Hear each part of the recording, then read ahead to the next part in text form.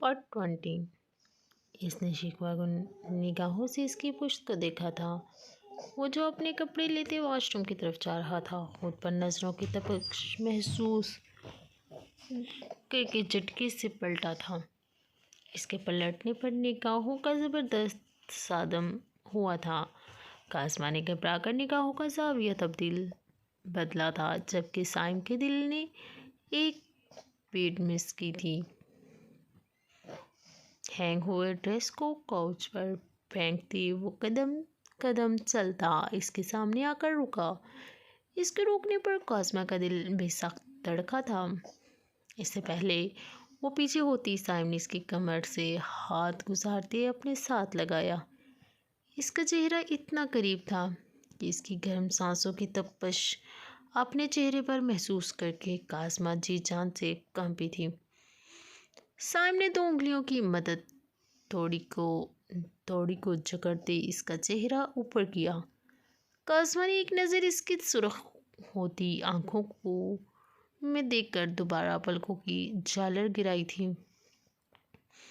बीबी girl, इन चीज़ों को दिखना चाहिए जो आपकी हों, और तुम मुझे देख रही थी, सरदार साइम बलोच को, जिसको देखने की तुम्हारी औकात नहीं है। साइम ने इसके चेहरे की तरफ तमसखराना नज़रों से देखते कहा।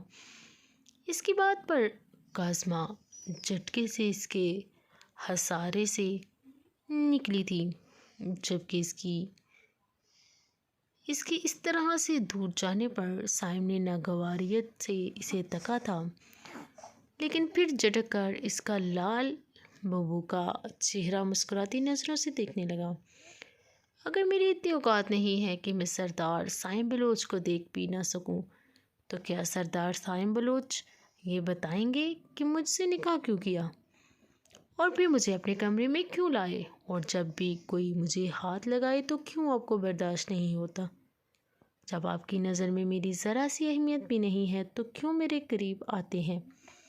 काज़मा ज़ब्त से सुर्ख हुई होती निगाहों से इसको देखते गुलोगेर लहजे में बोली।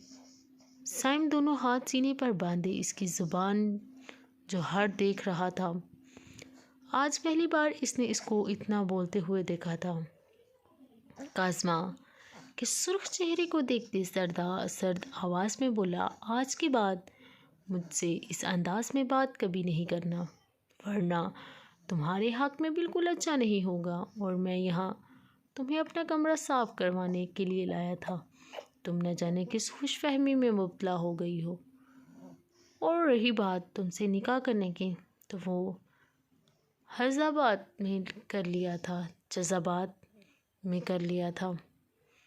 जब तक मेरे निकाह में हो मेरी मलकियत रहोगी, और साइम अपनी चीज़ों के मामले में पॉसेसिव है, इसलिए तुम्हें ये बर्दाश्त करना पड़ेगा। आप बीवी हो तो कभी कभी करीब भी आ जाया करो।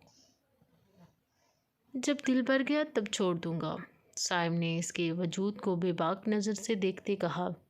इसके जहर में डूबे लफ्ज़ सुनकर काज़मा को अपने पैरों पर खड़ा होना मुहाल लग रहा था। वह इसके दिल बहलाने के सामान के मुतरादिफ थी। इस शख्स के सीने में वाकई ही पत्थर था।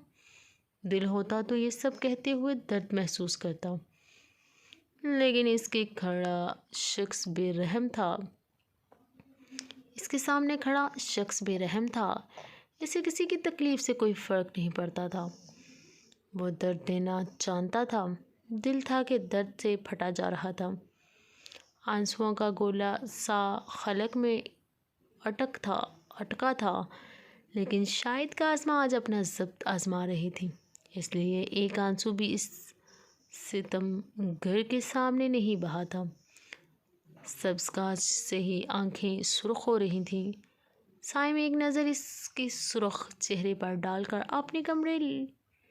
अपने कपड़े लेता वॉशरूम में चला गया था।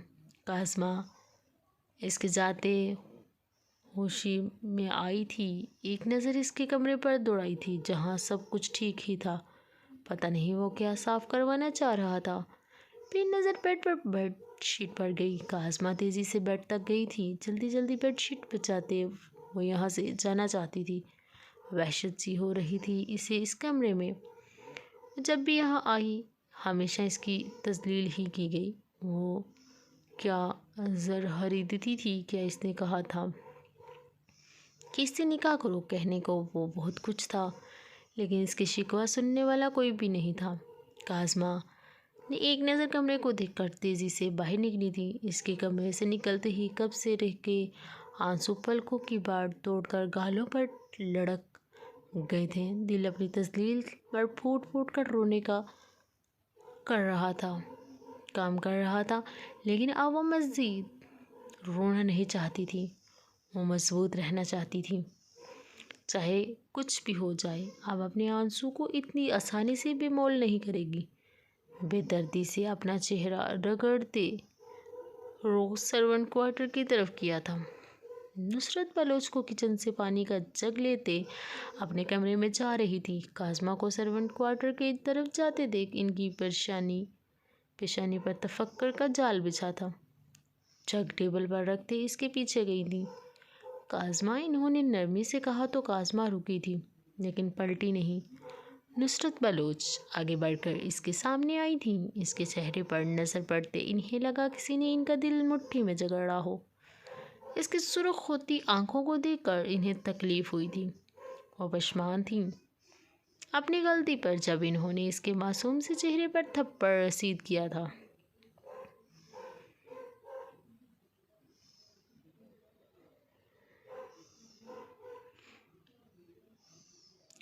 لیکن اب تو وہ اپنی باتوں اور اخلاق سے ان کے دل میں گھر کر گئی تھی۔ اب تو وہ انہیں سوہا کی طرح ہی عزیز ہو گئی تھی۔ پھر کیسے برداشت کر پاتی وہ اس کے آنسو؟ کاظمہ گڑیا، آپ کیوں رو رہی ہیں؟ کس نے کچھ کہا ہے کیا؟ اس کے چہرے پر ہاتھ رکھتے محبت سے چور لہجے میں کہا۔ انہیں مجھے کسی نے کچھ نہیں کہا۔ نہیں، مجھے کسی نے کچھ نہیں کہا، کاظمہ نے جھکے سر کے ساتھ ہی جواب دیا تھا۔ اسے مضبوط بننا تھا۔ اگر وہ اس کا ابھی سے ہی محبت بھرے لہجے سے کمزور ہو جاتی، وہ کبھی بھی سنبھال نہ پاتی۔ اچھا، تو پھر آپ کوارٹر میں کیوں جا رہی تھیں، جبکہ میں نے آپ کو کہا تھا کہ آپ حویلی میں رہیں گی؟ نصرت بلوچ نے مصنوعی سختی سے اسے کہا۔ کاظمہ نے چہرہ اٹھائے ان کو چہرے کو دیکھا تھا، پھر سر جھٹک کر گلی سانس کو اندر کھینچ کر بولی تھی، مجھے وہی نیند آتی ہے، اور پلیز آپ ضد مت کرنا۔ کاظمہ نے جیسے التجا کی تھی۔ نصرت بلوچ نے بھی زیادہ زور زبردستی کرنا مناسب نہ سمجھا، اس نے سر ہلا کر اجازت دے دی۔ حالانکہ ان کا بالکل دل نہ تھا، لیکن پھر بھی اس کو آرام وہ محسوس کروانے کے لیے راضی ہو گئی۔ ان کی اجازت ملتے ہی کاظمہ وہاں سے چلی گئی تھی۔ نصرت بلوچ نے اس کی پشت کو پرسوچ نظروں سے اوجھل ہونے تک دیکھا تھا۔ سائم کمرے میں آیا تو کاظمہ موجود نہیں تھی۔ جس کام کے لیے وہ اسے لایا تھا وہ ہو گیا تھا، اس لیے اس نے اس پر دھیان دیے بغیر سگار سلگا کر ہونٹوں میں دبایا تھا۔ کاظمہ کوارٹر میں آتے ہی دروازے کے ساتھ لگی نیچے بیٹھی چلی گئی تھی۔ ہونٹوں پر اپنے ہاتھ جمائے سسکیوں کا گلا گھونٹ رہی تھی۔ وہ رونا نہیں چاہتی تھی، مگر آنکھیں نم ہو رہی تھیں، پلکوں کو چپکائے آنسوؤں کو پڑے دھکیل رہی تھی، لیکن یہ اس کے بس میں نہ تھا۔ ہار کر گھٹنوں میں سردی شدت سے رو دی تھی۔ لمحے گزرتے گئے، لیکن کاظمہ کے رونے میں ہنوز شدت تھی۔ آج تو ہر بات پر رونا آ رہا تھا۔ اپنے ساتھ ہوئی قسمت کے ستم ظرفی پر رونا آ رہا تھا۔ یا اللہ، ایسا ہم سفر تو نہ چاہا تھا۔ میں نے بے ساخت ہونٹوں سے شکوہ پسلا تھا۔ جب دل کا درد ہلکا ہوا تو اٹھ کر واش روم میں گئی تھی۔ شیشے میں نظر آتے اپنے عکس کو دیکھ کر چہرے پر کرب پھیلا تھا۔ پانی کی چٹکیں مارتے باہر آ کر اپنی جگہ پر لیٹ گئی تھی۔ آنکھوں کو بند کیا تھا، لیکن نیند آنکھوں سے کوسوں دور تھی۔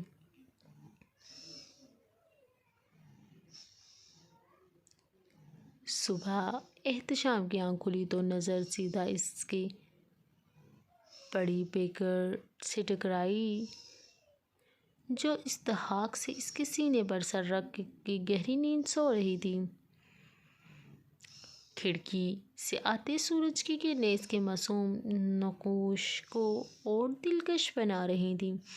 احتشام نے آرام سے اس کو تکیے پر منتقل کیا تھا۔ احتشام یکٹک اس کے خوبصورت چہرے کو دیکھتے رہا تھا۔ اس میں کوئی شک نہیں تھا کہ یہ احتشام کی زندگی سب سے حسین صبح تھی۔ اس کے چہرے پر پہلی شرارتی لٹوں کو کان کے پیچھے کیا تھا جب نگاہیں اس کی گنیری پلکوں سے سرکتی سرخ ہونٹوں پر رکھی تھی۔ احتشام کے گلے میں کانٹے سے چبھے تھے۔ ہاتھ اس کے چہرے کے قریب لاتے انگوٹھے سے اس کے نچلے ہونٹ کو سہلانے لگا تھا جبکہ آنکھوں میں خمار بڑھ رہا تھا۔ ضبط کے بندھن توڑتا پورے استحقاق اور شدت سے اس کے ہونٹوں پر جھکا تھا۔ وہ جو گہری نیند سو رہی تھی، اپنی سانس کو تنگ ہوتا محسوس کرتے آنکھیں واقعی تھیں۔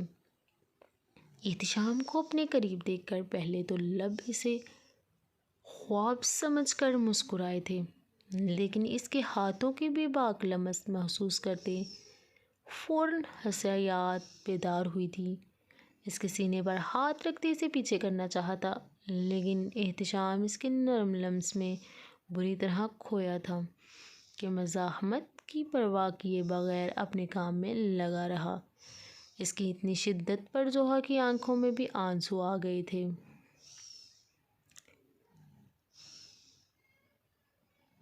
احتشام کو اپنے چہرے پر نمی محسوس ہوئی تو دھیرے سے اس الگ ہوتا خمار میں ڈوبی نگاہوں سے دیکھنے لگا۔ اس کے دیکھتے ہی زوہا نے اپنا رخ پھیرا تھا جبکہ اس کی ناراضگی سمجھ کر اس کے ہونٹوں پر تبسم بکھرا تھا۔ احتشام اس کے اوپر سے ہٹ کر بیڈ سے اتر رہا تھا۔ زوہا نے ہفکے سے اس کو دیکھا تھا۔ اس کے دیکھنے پر احتشام نے آئی برو اچکائی، سوالیہ نگاہوں سے اسے دیکھا تھا۔ یہ کتنی غلط حرکت کی ہے آپ کو اندازہ بھی ہے؟ زوہا نے اسے احساس دلانا چاہا تھا۔ کیا غلط حرکت کی ہے میں نے؟ احتشام نے سنجیدگی سے پوچھا تھا جبکہ آنکھوں میں شرارت ناچ رہی تھی۔ جس کو زوہا نے انہیں دیکھا تھا اس کی بات پر زوہا کے گال دھک گئے تھے۔ آنکھیں حیا کے بوجھل سے فوراً جھکی تھیں۔ احتشام نے ولہانہ نگاہوں سے اس کے چہرے پر پھیلتی سرخی کو دیکھا تھا۔ اب اٹھ ہی گئی ہو تو کپڑے نکال دو، یا بیوی آنے کے بعد بھی مجھے ہی کام کرنا ہے؟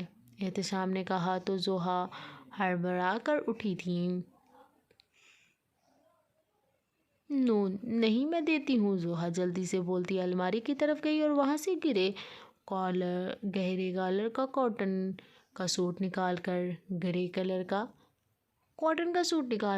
اسے دیا تھا، جس کو احتشام نے ہاتھ میں لیتے اسے اسمائل پاس کی تھی، جبکہ اس کے موڈ کو دیکھ کر زوہا کو حیرت ہو رہی تھی، لیکن پھر اچانک اس کی صبح والی حرکت یاد آتے ہی اس کے ہونٹوں پر شرمگینی مسکراہٹ بکھری تھی۔ کچھ دیر بعد احتشام فریش شاور لے کر آیا تو ایک گہری نظر زوہا پر ڈالتے ڈریسنگ ٹیبل کے آگے کھڑا ہو گیا۔ زوہا نے بھی اس کے کلر سے ملتا کلر نکالا تھا۔ اس کے آتے وہ بھی شاور لینے چلی گئی تھی۔ احتشام نے بالوں کو سیٹ کرتے ایک تنقیدی نگاہ خود پر ڈال کر گھڑی اٹھاتے اپنی مضبوط کلائی میں باندھی تھی۔ زوہا شاور لے کر نکلی تو نظر احتشام پر پڑی جو موبائل میں مصروف تھا۔ ٹرائل نکال کر اس کو آن کیا تھا۔ گاہ بگاہ نظر اس پر بھی ڈال رہی تھی جو موبائل میں مصروف تھا۔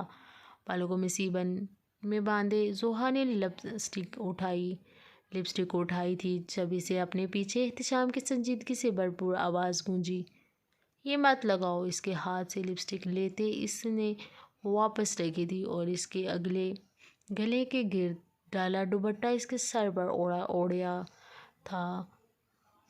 تھا۔ زوہا نے آنکھیں بند کرتے اس کی خوشبو میں گہرا سانس کھینچا تھا، جبکہ لب بے خود ہوتے مسکرائے تھے۔ محبت سے اس کی پیشانی پر مہر ثبت کرتے اس کا ہاتھ تھامے باہر لے گیا۔ زوہا حیرت اور خوشی کے ملنے جلے تاثرات کے ساتھ اس کے بدلتے روپ کو دیکھ رہی تھی کہ وہ پہلے اس سے سخت خفا ہو گیا تھا اور اب اس سے پہلے کی طرح پیش آ رہا ہے۔ زوہا ساری سوچوں کی نفی کرتے اس کے ساتھ قدم سے قدم ملاتے نیچے آئی تھی۔ تخت پر ہی شاہینہ بلوچ معمول کی طرح اپنی تسبیح پڑھ رہی تھیں، لیکن روز کے برعکس روشنا آج گمسم سی تھی، کھوئی کھوئی الجھی سی تھی، الجھی لگ رہی تھی۔ وہ زوہا کو شاید کل کی باتوں کی وجہ سے کافی پریشان ہو گئی تھی۔ زوہا کو افسوس ہو رہا تھا، اس نے ان کی مشکلات ختم ہونے کی بے ساخت دعا کی تھی۔ السلام علیکم۔ احتشام نے بلند آواز میں سلام کیا تو ان دونوں نے چونکتے اسے دیکھا۔ شاہینہ بلوچ نے تسبیح سائڈ پر رکھ کر اس کی پیشانی پر محبت سے بوسہ دیا تھا اور احتشام نے بھی ایک عقیدت سے ان کی پیشانی پر لمس چھوڑا تھا۔ یہ سب دیکھتے زوہا کے دل میں ہوک سی اٹھی تھی۔ اس کی بھائیوں نے تو کبھی اتنی عزت نہ دی تھی۔ ماں کو اسما بلوچ کی طرح ہمیشہ انہیں جھڑکا تھا۔ ان کی محبت سے کیے گئے سوال میں بھی انہوں نے ہمیشہ اکڑا ہوا لہجہ رکھا تھا۔ کیا وہ مستحق نہیں تھی محبت کی؟ ماشاءاللہ، تم دونوں کی جوڑی بہت اچھی لگ رہی ہے۔ اللہ پاک نظر بد سے بچائے میرے بچوں کو۔ شاہینہ بلوچ کی آواز پر زوہا اپنی سوچوں کے بنور سے نکل کر دلکشی سے مسکرائی تھی، جبکہ احتشام کے لبوں پر بھی تبسم بکھرا تھا، لیکن اگلے لمحے ہونٹ سکڑ بھی گئے تھے۔ آج پھر کازمہ شدت سے یاد آئی تھی۔ وہ اب تک اس جہنم میں پھنسی تھی۔ احتشام بلوچ اپنی بہن کی شکل دیکھنے کے لیے بھی ترس گیا تھا۔ زوہا کی تو بات بھی کروائی تھی اس نے عہد سے، لیکن کازمہ کے لیے تو یہ گنجائش بھی نہیں چھوڑی تھی۔ صاحب نے آ جاؤ بچے، ناشتہ تیار ہے۔ شاہینہ بلوچ نے زوہا کو چلنے کا اشارہ کیا تو احتشام بھی مٹھیاں بھیج کر ان کے ساتھ ناشتہ کی میز تک گیا۔ ماں، روائکہ نظر نہیں آ رہی؟ احتشام نے روائکہ کو موجود نہ پا کر شاہینہ بلوچ سے استفسارہ کیا۔ بھائی، وہ سو رہی ہے، شاید رات کو دیر سے سوئی تھی اس لیے نہیں آئی، روشنا نے نرمی سے کہا تو احتشام نے غور سے اس کی سرخ سوجی آنکھوں کو دیکھا۔ تمہاری طبیعت ٹھیک ہے روشنا؟ کیا ساری رات روتی رہی ہو؟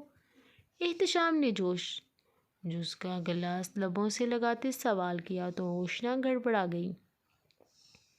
نہیں بھائی، ایسی بات نہیں ہے، روشنا نے زکام وہ آواز میں کہا تو اس نے سمجھنے کے انداز میں سر ہلا دیا۔ زوہا نے ایک نظر روائکہ کے کمر کو دیکھا اور پھر روشنا کے الجھے چہرے پر نظر ڈال کر ناشتہ میں متوجہ ہو گئی۔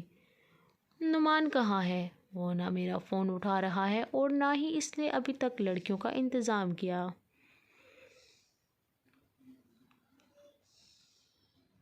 وہ برہمی ہو گیا ہے، گویا ہے۔ سردار نعمان 3 دنوں سے لاپتہ ہے، وہ ہمارا بھی فون نہیں اٹھا رہا۔ اس کے گھر بھی گئے تھے لیکن وہ وہاں بھی نہیں تھا۔ ایک آدمی نے آگے آتے ہی بتایا تو ان کے ماتھے پر شکنوں کا جال بچھا۔ کیا مطلب کہاں گیا؟ وہ ہماری اجازت کے بغیر۔ ان کا غصہ سوا نیزے پر پہنچا تھا، اس لیے اس کا گریبان پکڑتے کڑاہٹ آواز میں بولا، سردار، تمہارے پالتو کا پتہ میں بتاؤں تو اگر برا نہ مناؤ تو؟ غیر شناسائی آواز پر سردار سمیت سب نے پیچھے مڑ کر دیکھا تھا، جہاں ایک نوجوان کھڑا تھا، چہرے کو ماسک سے کور کیا ہوا تھا کہ بس اس کی کالی آنکھیں ہی نظر آ رہی تھیں۔ کون ہو تم اور یہاں آنے کی ہمت کیسے کی؟ مضبوط قدم اٹھاتی اس کے سامنے آ کر رکے۔ بلائی کا زمانہ نہیں، تمہارے پالتو نعمان کے لیے پریشان ہو رہے تھے تو میں نے سوچا کہ اس کے بارے میں آ کر بتا دوں کہ وہ کیسا ہے اور کہاں ہے۔ اب تو اتنا تو حق بنتا ہے نا میرا۔ رمیز نے مسکراتے لہجے میں کہا۔ کہاں ہے وہ سردار؟ سیدھا مدعے کی بات پر آتے ہیں، سنجیدگی سے بولتے تھے۔ اس فارم ہاؤس سے تھوڑے سے فاصلے پر جو کچرے کا ڈھیر ہے وہاں پر رمیز سرد مہری سے گوئے ہوتے وہاں سے چلا گیا تھا۔ پیچھے وہ سب سن ہو گئے تھے۔ اس کی بات پر پھر ہوش میں آتے سردار باہر کو گئے تھے۔ گاڑی میں بیٹھے فارم ہاؤس سے تھوڑے سے فاصلے پر اس کی بتائی جگہ پر گاڑی ایک جھٹکے سے رکی تھی۔ تیزی سے دروازہ کھول کر باہر نکلے تھے۔ سامنے کا منظر دیکھ کر بے ساختہ چہرہ موڑ گئے تھے۔ جہاں نعمان کی لاش پڑی تھی سارا جسم بری طرح زخمی تھا، جبکہ آنکھیں تو موجود ہی نہیں تھیں۔ اس کو اسی طرح چھوڑ کر واپس اپنی گاڑی میں بیٹھ کر وہاں سے روانہ ہو گئے تھے، لیکن سارا راستہ پریشانی سے گزارا تھا کہ اس کا یہ حال کس نے کیا۔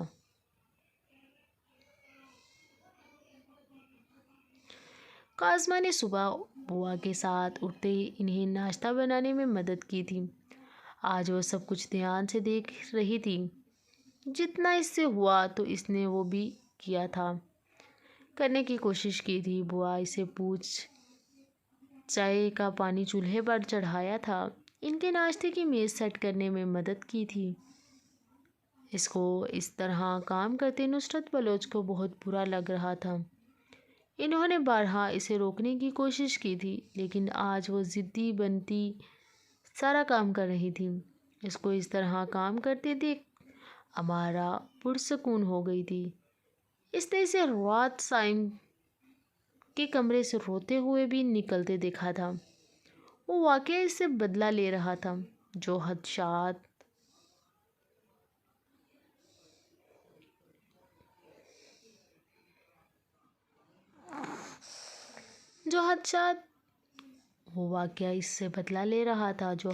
اس کے دل میں پل پڑ رہے تھے وہ بھی ختم ہو گئے تھے۔ اس کی کوئی حیثیت نہیں تھی سائم کی نظر میں، اس بات کا اندازہ اسے بھی ابھی ہو رہا تھا۔ وہ سب اس کو مہر کے طور پر استعمال کر رہا تھا۔ یہ سب کچھ سمجھتے اس کے لبوں پر جاندار مسکراہٹ آئی تھی۔ سارا ناشتہ ٹیبل پر سیٹ کرتے وہ وہاں سے جا رہی تھی جب احد کی آواز نے اسے روکا تھا۔ کاظمہ آپ بھی آؤ، ناشتہ کرو ہمارے ساتھ۔ اس کی محبت سے کہنے پر اس نے گہری سانس بھر کر خود کو کمپوز کیا تھا، پھر پلٹ کر اس کی طرف دیکھ کر نرمی سے کہا تھا، بہت شکریہ احد بھائی، لیکن میں ناشتہ کر چکی ہوں، اس لیے آپ کریں۔ کاظمہ اسے جواب دیتی پلٹی تھی جب سامنے آتے سائم سے ٹکرائی تھی۔ اس سے پہلے وہ خود کو سنبھال چکی تھی۔ سائم نے غور سے اس کے چہرے کو دیکھا تھا۔ آنکھوں کے سوجے پیٹوے اس کے ساری رات رونے کے گواہ تھے۔ اس نے ایک نظر بھی اسے نہیں دیکھا تھا، اور یہی بات سائم کو بری طرح چبھ رہی تھی۔ وہ ایک بار اس کی سب نگینوں کو دیکھنا چاہتا تھا، لیکن اس کی جھکی نگاہیں ایسا ہونے نہیں دے رہی تھیں۔ کاظمہ اس کے برابر سے گزر کر جا رہی تھی۔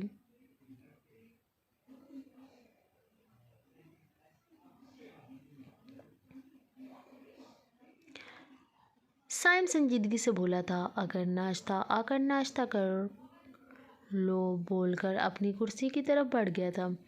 بہت شکریہ، لیکن میں کر چکی ہوں، کاظمہ اسپاٹ انداز میں بول کر وہاں سے چلی گئی تھی، جبکہ سائم کا ٹوسٹ اٹھاتا ہاتھ ہوا میں ہی رہ گیا تھا۔ اسے بہت بری طرح پریشان کر گیا تھا۔ کاظمہ اسپاٹ انداز دل ہر چیز سے اچاٹ ہو گیا تھا۔ اس نے اسے ناشتہ کرنے کے لیے اس لیے کہا تھا کہ اس کے معصوم چہرے کو دیکھ لے گا۔ بے ساختہ ہی صحیح اس کی نظر بھی اٹھ سکتی تھی، لیکن کاظمہ نے یہاں بیٹھنا ہی نہیں چاہا۔ رات اس نے واقعہ اسے بہت کچھ غلط کہہ دیا تھا، جس پر اسے تھوڑا سا پشیمانی بھی ہوئی تھی، لیکن وہ انا پرست کبھی اپنی غلطی تسلیم کرتے معافی نہیں مانگ سکتا تھا۔ دل بے چین ہو رہا تھا اس سے بات کرنے کو، اس سے اپنی غلطی کی معافی کا کہہ رہا تھا۔ اس نے وہ سب دل سے نہیں کہا تھا، اسے کہنا چاہتا تھا، لیکن دماغ بری طرح نفی کرتا اسے جھکنے سے روک رہا تھا۔ خود پر جبر کرتے کافی کا مگ اٹھا کر لبوں سے لگایا تھا۔ کاظمہ نے کچن میں آتے فریج سے پانی کی بوتل نکالتے گلاس میں ڈال دیا تھا۔ پتہ نہیں کیوں کاظمہ اب سائن سے نظریں جب ہی ملانا چاہتی تھی جب اس کی نگاہوں میں اس کے لیے نفرت پیدا ہو جائے۔ اس سے پہلے وہ اس کو دیکھنے تک کی روادار نہیں تھی۔ وہ کم سے کم اس کے سامنے جانا چاہتی تھی۔ وہ نہیں چاہتی تھی کہ وہ اس کے دوبارہ کسی بات پر تسلیل کرے، اس لیے اپنے دل کو مضبوط بنانے کی کوشش کر رہی تھی۔ دل میں جو اس کے لیے جذبات پیدا ہو رہے تھے انہیں یہیں روکنا چاہتی تھی۔ وہ نہیں چاہتی تھی کہ اسے محبت ہو۔ وہ دل کے ٹوٹنے سے ڈر رہی تھی، لیکن شاید ناکام ہو رہی تھی۔ محبت تو محبت ہے، یہ کرنی نہیں پڑتی، یہ اکثر ہو ہی جاتی ہے، مگر ہوتی تو اندھی ہے، کہاں کچھ دیکھ پاتی ہے۔ کبھی بے درد لوگوں سے، کبھی بے قدرے لوگوں سے، کبھی بے حس لوگوں سے، کبھی کول لوگوں سے، یہ اکثر ہو جاتی ہے، بہت بے مول لوگوں سے، اور ان سے محبت کر کے خود کو بے مول کر دیتی ہے۔ نیکسٹ پارٹ جاری ہے۔ پلیز میرا چینل پسند آیا ہو تو اس کو سبسکرائب، بیل کو پریس اور کمنٹ میں ضرور بتائیں تاکہ میرا آنے والا ناول آپ تک پہنچ سکے۔ اوکے، اللہ حافظ۔